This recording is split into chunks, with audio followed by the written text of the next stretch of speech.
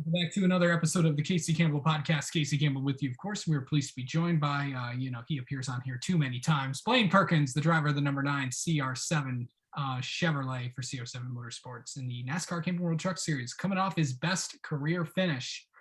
How's it going, bud? Going good. Thanks for having me on the show, like always. So just always a good time to get on here. First top 20 finish for you guys this year. I know, as I say that, it's like, obviously you want to do better and all that, but after the year that you guys have had so far, it is consistently climbing. After the last few weeks, you guys have really picked up your performance.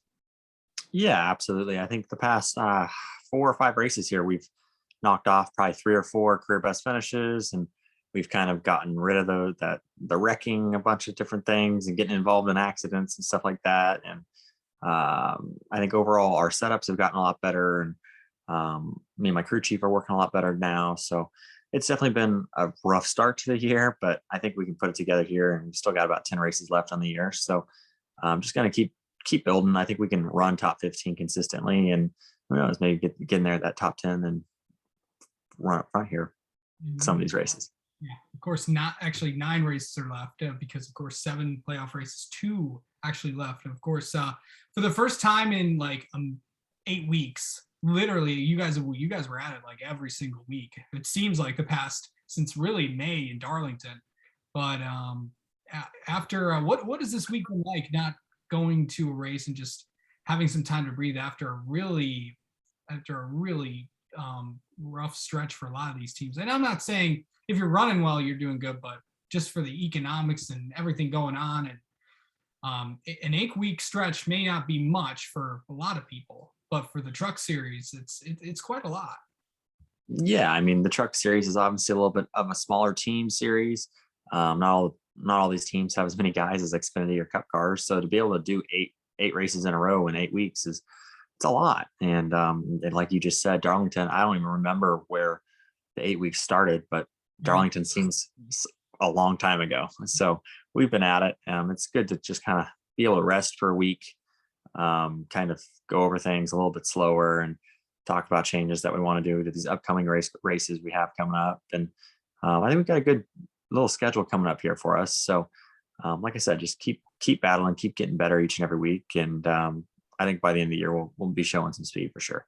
July is going to be a jam-packed schedule for you guys because really the last month where you'll have at least 3 races, because when you go from August when you go into the playoffs, it's kind of really spread out between, with the races you have. So of course, starting off at Mid-Ohio, then another week off, Pocono, and then the playoffs start at IRP. First time the trucks have been back there in a long time. So let's start off in Mid-Ohio, a place that you've never been to. And really, this is actually the first time the trucks have ever been to Mid-Ohio. Obviously, maybe some of the drivers have been there, but you're going to be it's going to be a test for sure to go there. Of course, the Xfinity Series has gone there for so many years, and now the Truck Series is going there for the very first time, along with the ARCA Menard Series. Yeah, I mean, I think that's a good thing for me. Kind of leveling the playing field a little bit against all the veterans and stuff in the Truck Series. So kind of like Sonoma all over again. Just got to go out there, figure out the track. That whole first practice, I'm guessing we'll have an extended first practice. And then I'll actually be running the ARCA race there as well. So just trying to get as many laps as I can around Mid-Ohio to make sure I'm comfortable for the race. And I actually think we'll have a pretty good car. I thought we were pretty good in Sonoma after not really having a race in Circuit of the Americas. Unfortunately, had a problem there pretty early on, but made a lot of good changes and I think improvements from Sonoma. So I'm looking forward to getting to Mid-Ohio here in about a week. Sure.